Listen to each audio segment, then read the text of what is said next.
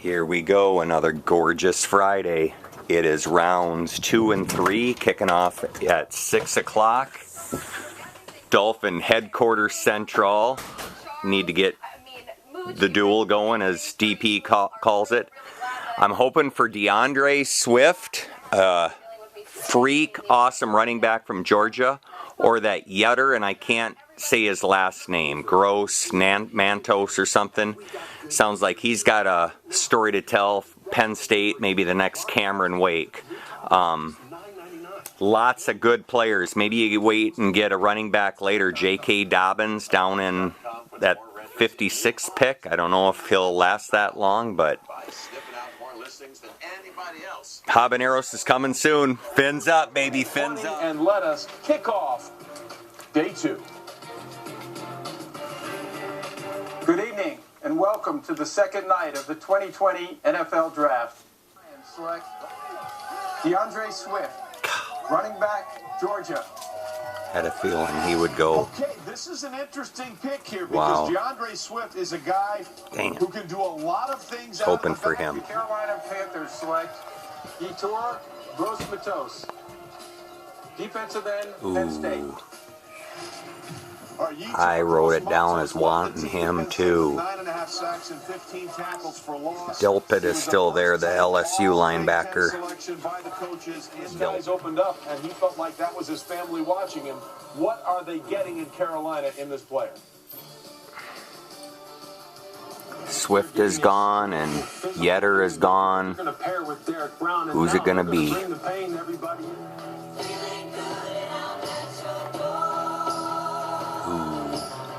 JK. You can maybe get Taylor later. I want to say you're doing a fantastic job. I also want to give a huge shout out to all the hardworking healthcare workers that are sacrificing their lives. You are greatly appreciated, and we thank you. Run on safeties here recently, but we're talking about the Jim Thorpe Award winner as the nation's top defensive back. Delpit. Still Winfield. We're waiting to see what Grant Delpit may Here we go. It's Miami's turn to make the selection. Of course, with those 3 first-round picks, they went the left tackle to block for him, Austin Jackson, all Pac-12 selection out of USC, and Noah Igbenogany, adding to a very crowded cornerback room for the Miami Dolphins. Brian Flores, the head coach, Chris Freer, the general manager, trying to figure out where they will go next. A couple of offensive players. And that one cornerback, the pick is in for Robert Hunt. Tackle. Louisiana Lafayette. Just mentioned him. There he is. Robert Hunt is now off the board, and Robert Hunt is a fascinating prospect here because Robert Hunt in the last 2 seasons allowed a total of 5 quarterback pressures and 574 pass blocks. He did not have a single blown block on any of his 216 rushes in the last 2 seasons. Daniel Jeremiah, again, if you want to see someone abuse another man, this is the videotape. I'll be fascinated to see what the Dolphins are going to do with him because some teams think he'll kick inside the guard, but at right tackle, you want to see somebody unload on defenders at the line of scrimmage, just roll his hips, explode, and bodies go flying all over the place, collecting knockdown after knockdown. You see him also get out in space. He's got some nimble feet when he gets out there. I thought this is somebody that's going to be a plug-and-play guard, but the Miami Dolphins might give him a shot to start outside before kicking him inside. They've done a nice job with 2 offensive linemen now to put in front of Tua Tagovailoa, like what they did with Austin Jackson. Now they come back with Robert Hunt. As well as along with the cornerback Noah Igbenogany, who athletes and competed in the 92 and 96 Olympic Games. Meanwhile, the Houston Texans are now on the clock. Interesting. This together. This is for DP. Bear down. Let's go, DP. Cole Kmet, tight end. DP. The Irish. Coming off the board, tying for second with a 10-foot 3-inch broad jump. He said, I want to do the things necessary to show I'm the top tight end. He's a big bear now. 84. Notre Dame tight ends to make their way in the NFL.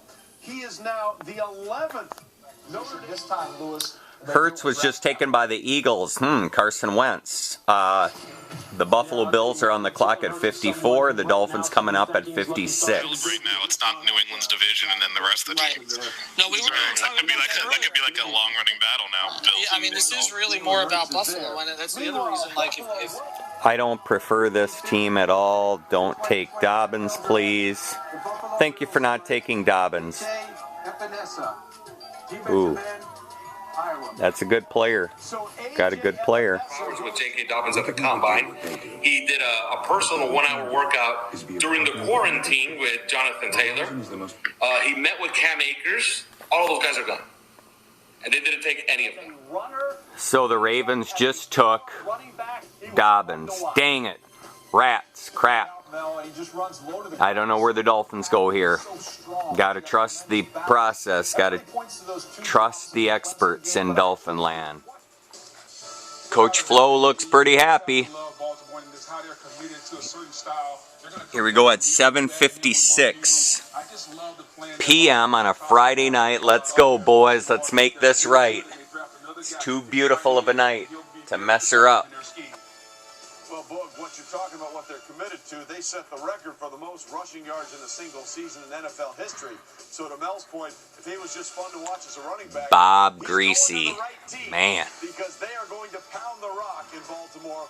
Somebody said it's been the longest stretch of a team to not have a Pro Bowl quarterback, the Dolphins. That's where Fitzmagic comes in this year. Going to Eric DeCosta. Active in this draft, Miami Dolphins are back on the board. They went Robert Hunt, another offensive lineman, with the first of their picks. Okay, here we go. Where will Brian Flores and Chris Greer Hold on. With the 56th pick in the 2020 NFL Draft, the Miami Dolphins select Raekwon Davis, defensive tackle, Alabama. All right, Raekwon Davis was a very, very productive player, Booger, at Alabama. Another elephant, Matt Cantine. Miami Dolphins getting in some.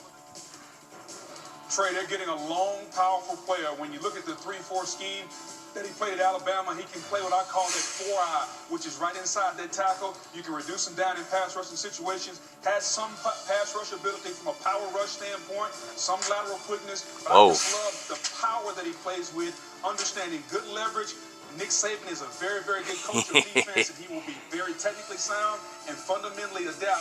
I think he can be a force, but he wasn't after a great start to his college career, getting sacks, getting that production behind the line of scrimmage. He was handled up front. He was good against the run, but you want to see a little bit more pass rush, a little bit more disruption getting after that quarterback. Late in his career, it really never came together for Raekwon Davis, but he does suit defenses like Miami. He'll be a good run stopper, but pass rush is something he's got to improve. Another Raekwon. Absolutely, Mel. In 2017, he had 8.5 sacks and 10 sack tackles for loss. In his final 2 seasons, just 2 sacks and 8.5 tackles for losses. We'll see what happens. The draft continues after this. Raekwon Davis, defensive tackle, Alabama. So the Dolphins go back and take another Crimson Tide product. They took Tua Tagovailoa to start. Now look at this. They must have a lot of confidence in Brian Flores to be able to get a locker room to get along, because they got 2 Alabama guys and Auburn got 3 of their 5 picks, either from the Crimson Tide or the Tigers, David. Oh, man, and you talking about a guy, look at that, 6'6", 311. He ain't got any fat on him, Reese. I mean, it's unbelievable. You talk to Scotty Cochran, the strength coach at Alabama, and they say the conditioning test for the defensive lineman, it's everybody else fighting for second place. He is the most fit defensive lineman they've had at Alabama. Plays hard, consistently. I mean, he's very strong at the point of attack. He's got to develop in his pass rushing ability. I mean, you can see it. It's a beauty. David, he's the guy you send off the bus first, right? I mean, he's 6'6", 311 pounds. He's the most... He gets the award for the most intimidating player in college football. You send him right off the bus first when he gets to the Dolphins. But honestly, guys, he didn't produce the way he looked. The last 2 years, his production was down. He's got to become more of a playmaker when he goes into the NFL and live up to of the kind of ability that he really has. Well, he had some big plays in their national championship run 2017. Thought he was about to take the giant step forward. See if he can do it now at the pro level with the Dolphins. Pick 70 is in. It is 8:53. Mel, tell us about him. Yeah, Zach Bond, versatile linebacker out of Wisconsin, had a lot of production in that defense in the Big Ten. Josh Jones, solid player, not spectacular, but I think was worthy of late first, early to mid-second round consideration. Zach Moss, I'm a Utah. big Justin Madubuike fan. Love the way he collapses things along the interior. Zach Moss production, game to game, was outstanding running the football. And Adam Troutman out of Dayton. Think about a guy who made that transition, quarterback, tight end. Could be a Troutman. factor in that offense as a junior and caught everything thrown his way. Very athletic kid. I'm going with Zach Moss. Second rounder, and I don't think anybody would have argued with that pick had it been for an Adam Troutman at that point. Here we are now in the third round. He's still on the board. I have him rated right now as a number 2 tight end behind Colt. Now that we're 70 picks into the NFL draft, I'm moving over to my easy chair where I usually watch my NFL football. I'm much more comfortable over here. With the 70th pick in the 2020 NFL draft, the Miami Dolphins select Brandon Jones, defensive back, Texas. Brandon Jones is an interesting kid, a 3-year starter for the Longhorns, but he couldn't work out at the combine because of a torn labrum. So he decided he was going to show teams how smart he was. He asked for every snap of every play defensively of every team.